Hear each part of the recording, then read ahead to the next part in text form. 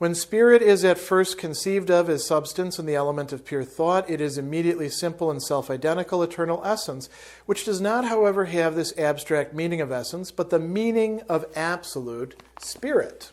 Only spirit is not a meaning, is not what is inner, but what is actual. Therefore, simple eternal essence would be spirit only as a form of empty words if we went no further than the idea expressed in the phrase simple eternal essence. But simple essence, because it is an abstraction, is in fact the negative in its own self, and moreover the negativity of thought, or negativity as it is in itself in essence. That is, simple essence is absolute difference from itself, or its pure othering of itself. As essence, it is only in itself or for us, but since this purity is just abstraction or negativity, it is for itself, or is the self, the notion.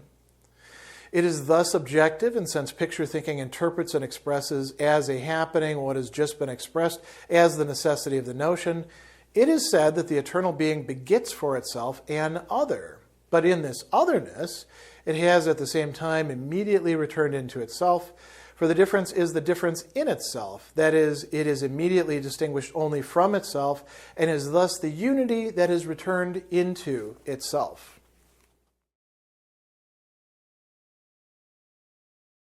Paragraph 769 leads us once again into some rather abstract considerations, a lot of Hegelian terminology, and you might be forgiven for wanting to, skim past it rather quickly, but it's important that we see what is actually going on here, and I think that we're aided in part by lending it a bit more specification, a bit more concreteness by reading in what has happened in the paragraphs prior to this and thinking about where we're going, but also by attending to something that Hegel is going to say early on in this that really has to do with Bedeutung, or meaning as it's being translated here. Meaning, or you could say referentiality. What is it signifying? What is it getting at? And Hegel here sort of tells us, listen, this can't just be abstract. So if there's one phrase that maybe we should start out with, it's this one. Therefore, simple eternal essence would be spirit only as a form of empty words if we went no further than the idea expressed in the phrase simple eternal essence. So, simple eternal essence has a meaning, right? But it's a meaning that is rather bloodless, a meaning that's abstract, something that is not quite what it ought to be for us, the phenomenologists following along in the development of consciousness, particularly in terms of, as Hegel's talking about here, in terms of religion. And so Hegel himself is telling us, listen, don't just repeat the words. You gotta think this through. There's something being worked out here. And if we go back to the previous paragraph where it ends, he's telling us, so he talks about the consciousness of the community. The Gemeinde possesses content for its substance, just as the content is the certainty of the community's own spirit. So this paragraph, 769, is following directly on that. The community's own spirit is what is in the background here. So he's telling us what we have to watch out for. And he says, when spirit is, this is beginning the paragraph, at first conceived of as substance in the element of pure thought. So let's stop there for just a moment. Spirit conceived of, okay, the translation here conceiving works, although we're not yet dealing with the concept. We are dealing with Vorstellung, right? Because it is conceived of, vorgestellt, right? So better would be to say if we wanted to be like you could say in consonance with how this term is being translated elsewhere in this paragraph, when spirit is pictured, picture thought, picture language, right? When spirit is represented as substance in the element of pure thought. So now we have a kind of seemingly regression, pure thought, right? He goes on and he says, it is immediately unmediated, simple and self-identical eternal essence. So, that's very nice if you can get that. We've just a few paragraphs earlier talked about how what we're doing here is different than, well, actually just one paragraph before, what's different in the unhappy and believing consciousness, the unhappy consciousness being, of course, the culmination of the self-consciousness section, the believing consciousness being something that is going to be eroded by insight, and in the spirit section, leading ultimately to the enlightenment. So, if we can get this immediately simple, self-identical, eternal essence, that's awesome, isn't it? Now, we should also be careful here. So self-identical, sich selbst gleiche. Okay, that's one way in which we could translate it. But also, we might pick a more dynamic way, equivalent to itself, equaling itself. Sich selbst is an intensifier. There's a relationality here. So it's not like an identity in the sense that there's only one thing there. It's an identity that conceals a multiplicity of what is made identical, what is being made gleich, right? And we have the eternal, ewige. So that goes all the way back to the unhappy consciousness, right? Which is what the unhappy consciousness has been seeking. Essence, Wesen, sometimes being translated in earlier paragraphs as being, like in supreme being, now actually being called essence. So spirit, being represented as substance, is for thought, for pure thought, this simple, self-identical, eternal essence. And then he adds something else important in there, which doesn't have this abstract meaning, the Bedeutung of essence, but the meaning, the Bedeutung of absolute spirit. Well, that seems to be an advance again, right? So it's not just substance, it's not just essence, it is absolute spirit, the thing we've been, we could say we've been looking for it this whole time. Well, spirit's been looking for itself this whole time through the human beings that are, in fact, part of spirit, right? But then Hegel pulls another interesting twist. Only spirit is not a meaning. It's not a Bedeutung.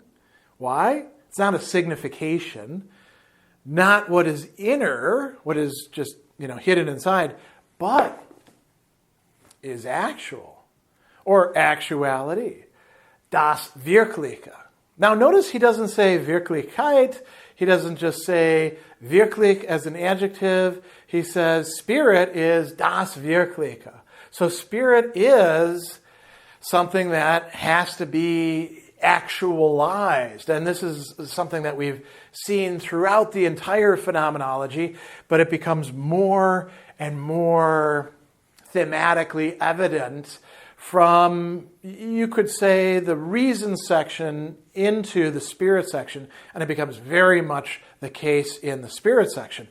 The actual, the real, we have to somehow turn spirit or representations or essences, or pick whatever you want, they have to become realized. They have to become actual. So what does this look like? Here's where we come to that phrase that I had brought up earlier. Simple eternal essence would be spirit only as a form of empty words if we went no further than the idea expressed in the phrase simple eternal essence. So we got to go, it doesn't mean that we get rid of the phrase, right? We're not going to go beyond language itself, but there's something that has to be added here, something that has to be thought out further, something that has to be engaged with. What is that? So he says, simple essence, because it's an abstraction, is in fact the negative in its own self, and moreover the negativity of thought. Well, that's interesting. What happens when we think too abstractly? We think that we're actually talking about something that has actuality, but the thinking itself contains its own negation, and a determinate negation, not just a simple canceling, but there's got to be something else here. This abstraction cannot be all that we're working with. So he says the negativity of thought, or negativity as it is in itself, in essence. And then he goes on and explains this further.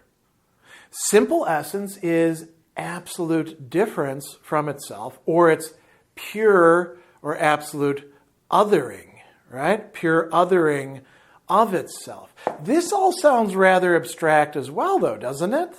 Couldn't you say we've gone from, the old proverb, going from the frying pan into the fire, going from abstraction number one into abstraction number two. But this difference, this othering, becoming other to itself, is referring to something that is a bit more concrete. What is it referring to? Here's where we need to substitute something else in, both in this paragraph and in the paragraph to come, that was in there already. Where is this othering taking place? Well, partly in the community, but also partly through the incarnation, the externalization of God into a person in religion. So this is quite important. All right, going on. He says, and now here we're going to get these sort of phases that are going to come up again in the next paragraph. As essence, as Wesen, as this abstract, eternal essence, it is only in itself or for us. Notice there that he doesn't say it is in itself and then it is for us. There's no sequentiality there. These are two sides at this point in the phenomenological exposition of the same thing. It is in itself and it is for us. So the being that it has is a being that contains an inner in itself, and also how it is for us as the observers, but also as the worshipers, those who are engaged in religion. And then he says this purity is just an abstraction or negativity. Because of that, we have progress. It becomes for itself, or is the self, right? The selbst. A person can have agency. A person can ask itself, what am I? Am I man? Am I God? What is going on here? A person can teach other persons. A person can be an intermediary for itself, which is also the notion, the Begriff, what we've been seeking out through all of this. And what gets you there? Well, this is where we have something very interesting coming up. It's objective, gegenständlich, right? So it's an object for us. Now notice what Hegel brings in next. Since picture thinking interprets and expresses, right? Aussagen, right? It picture thinking, Vorstellung, things being vorgestellt. This is providing us with a way of understanding what the for itself of the divine object, the divine human, is going to be. Picture thinking is not simply opposed to the notion, it's also our way of entering into the notion.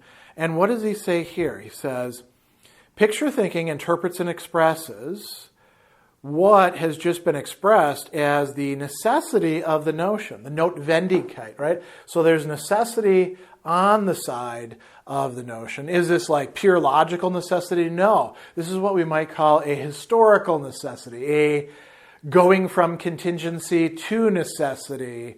And how does picture thinking picture this as a happening, geschehen. What takes place? What occurs? Right? What becomes part of Geschichte, history. The history, we could say sacred history, but also cultural, political, all sorts of history, right? So it moves from the in itself to the for itself, for us, to for itself, through picture thinking. And now remember back, whose picture thinking is this happening through? Well, look at the communities, right? Not just its own picture thinking, not just an elite of us, uncovering the real meaning of Christianity or something like that, but the community itself, which we don't have absolute control over. So he goes on and he says, because picture thinking interprets this necessity as a happening, it is said that the eternal being begets for itself an other. It generates an other for itself. And now he says something different about this other. It's not really a mere abstract other. In this otherness, it has at the same time immediately returned into itself. For the difference is the difference in itself. In this being that is also the concept. It is immediately distinguished only from itself and is thus the unity that is returned into itself. It's a typical Hegelian thing, right? There is a rudimentary stage. It others itself. In this case, it's being mediated through picture thinking. Then there's a return to itself, bringing in this well-developed progress into what it itself is. Now, if we want to put this in sort of religious terms, the for itself, the notion, which is what? The God-man of Christianity, is all that for the community. It's not as if God incarnates God and then teaches the community, and the community is just this passive receptacle. No, there's something else going on here where there's a bit more agency on the side of the community. How does this work? Well, let's look at the following paragraphs to see that.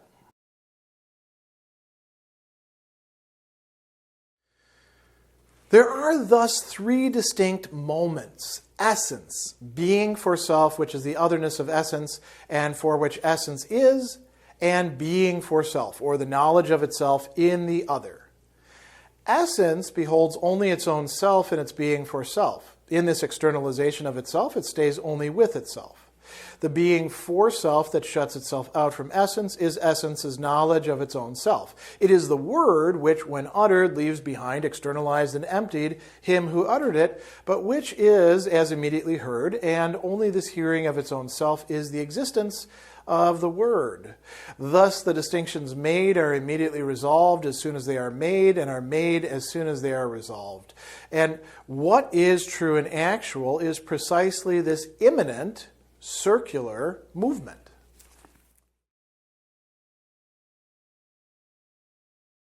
Paragraph 770, like the preceding one, it sounds very abstract and metaphysical, and we have to say, well, what's actually going on here in this, immanent circular movement and the three distinct moments and all that? What's actually happening? And so backing up to the previous paragraph, I think, can be a little bit helpful, talking about, essence and then the abstraction involved in that. It's in itself, being for us, and then moving to being for itself, which gives us the concept, something that's not just Vorstellung or Vorgestellt, that is picture thinking or conceived or imagined or whatever we're going to view it as. And so this begins by talking about three distinct moments. And really what's being said in the German is es unterscheiden sich. What's the S there? I think it's the process, the dynamic that spirit is going through. We can also think of it in terms of the immanent circular motion that he talks about, kreisende, right? Kreis is circle. We don't want to think of this as a merely repetitive circular movement, but rather one that encompasses a whole, that brings about a kind of reconciliation. So there are three distinct moments. You could say it divides itself into three distinct moments, or it just divides itself into three moments, right? It distinguishes itself into three moments. And what are these? Essence, being for self, right? And being for self. And there you might say, wait a second, what the hell's going on here? You know, is there a difference between these two beings for self? Yes, there is. But they're both called the same thing, being for self, für sich sein. And you might say, well, how do we have three moments here? Why don't we just have two moments? Well, because there's a difference. There's a progress involved in the being for self. So we're exploring the way in which being for self in the concept is happening. But there's also another important thing. The essence comes to know itself through this being for self, right? So let's follow it out. We've got three distinct moments. Let's talk about each of these. We've got essence, first of all, Wesen. Being for self. What kind of being for self? Being for self number one, which is the otherness of essence, and for which essence is. Okay, so this is, there's an alteration going on here of becoming other, and this is the otherness of the essence, okay, which is coming out of the essence, and this is the being for self for which essence is. What does that actually mean? Essence is turning out to be for itself in its being for itself, in the mode of how it understands itself, right? Okay, so that's, I think, easy enough to understand. And then what is the third moment? Well, it is being for self or the knowledge of itself in the other. So there's something different than merely being for itself or othering itself. There's the knowing itself in this other, right? So these are they different being for selves? They're different aspects of being for self, different moments here, things that we can distinguish, unterscheiden from each other. And what's going to be going on here? What's the meaning, the upshot of this? So he goes on and he says, essence beholds only its own self. It intuits, it sees only its own self in its being for self. In this externalization, Äußerung, right, of itself, it stays only with itself. So what's happening here? Essence turns out to have contained a lot more than just a simple essence that was being referred. I mean, think about what was talked about in the beginning of paragraph 769, which we just looked through. Immediately simple and self-identical eternal essence, right? We saw that this isn't really what essence is. So it's unfolding itself, it's finding more in there, but it's sticking with itself, right? That's where its central focus is. And so it's externalization, we could even say alienation, it's othering of itself is giving us aspects, giving it aspects that it had not before realized.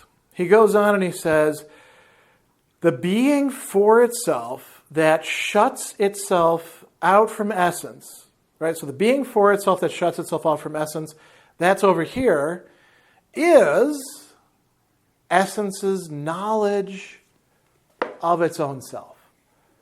Only through emptying of itself is it going to truly know what it is. So now we have not just othering, externalization, also, bringing, you could say, a void within itself, emptying itself.